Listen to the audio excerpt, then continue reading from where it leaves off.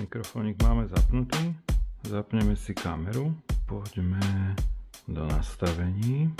Bezdrôtový mikrofón. Pridržíme toto spárovacie čítko. Začnem klikať. Mali by sme sa spárovať. Výborné.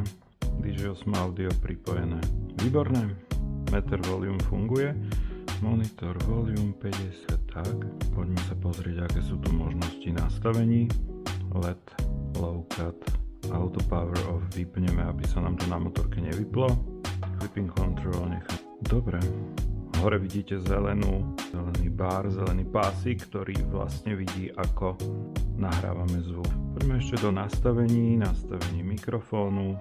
Transmitter gain sa odporúča stiahnuť. Stiahneme. Noise cancellation necháme low. Teraz by to malo fungovať aj vypnúť a zapnúť.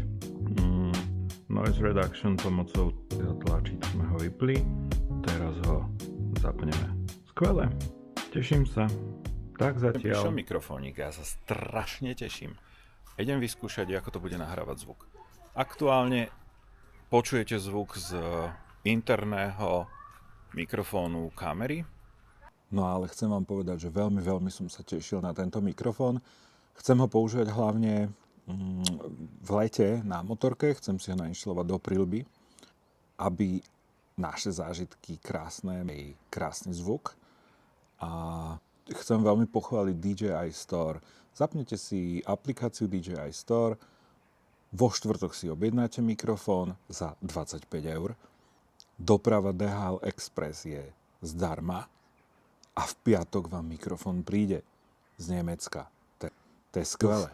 Pozerám, že sa nám trochu zotmieva, tak obraz už asi bude nič moc, ale gain mikrofónu je teraz na 0 a noise reduction je off. A zrovna teraz nebudú vtáky lietať a kvákať.